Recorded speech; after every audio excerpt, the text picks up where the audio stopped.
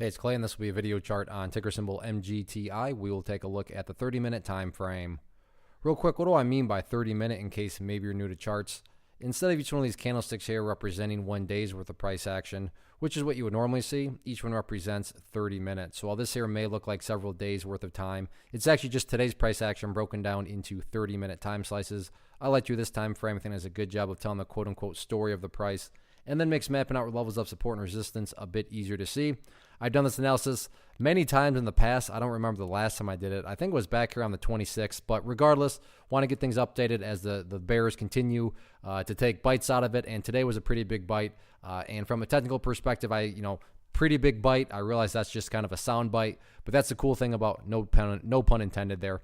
But that's the cool thing about charts is they allow you to quantify statements. So what do I mean? It took a big bite out of the chart. Well, this level right here had been doing a great job of acting as support at right at the $3 mark. You can see right there the price tried to break below it, couldn't quite do it. Once again, the price yesterday was hovering right around that area, so it was indeed doing a good job of holding as support. However, this morning you can see the bears finally did push down through it, and then the rest is history from that point forward. So that's why the level from me just saying took a big bite, that's what I mean by that, the price breaking down through that $3 mark. Now I am going to use this level. Where's the newest level of support at?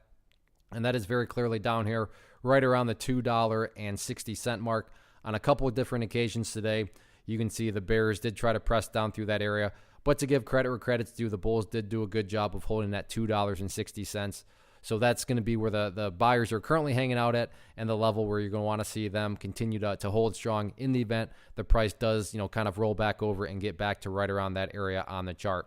As far as levels of resistance are concerned, I'm just going to talk about one overall level because in my opinion right now, breaking levels of resistance, not a huge priority. Top priority by far is stabilizing and trying to build some sort of base, and that's where $2.60 comes into play. But from the overall sense, that key level of resistance right up there, the purple line there, the 50 period simple moving average, you can see in the past right there, if you look through the box, got rejected by the purple line, rejected.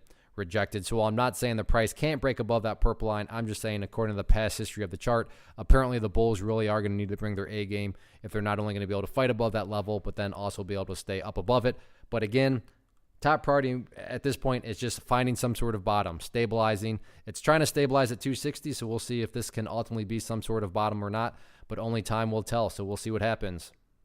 One of the biggest questions that I get is, hey Clay, how do you find the stocks that you trade? So what I've done is put together a free resource guide where I talk about the tools that I use to locate stocks that I find interesting and think may have potential. So if that sounds like something that could add value to you as a trader, then click on the image that is up on the screen right now and I will email you the guide. The guide itself is very short and to the point, and best part, it's completely free.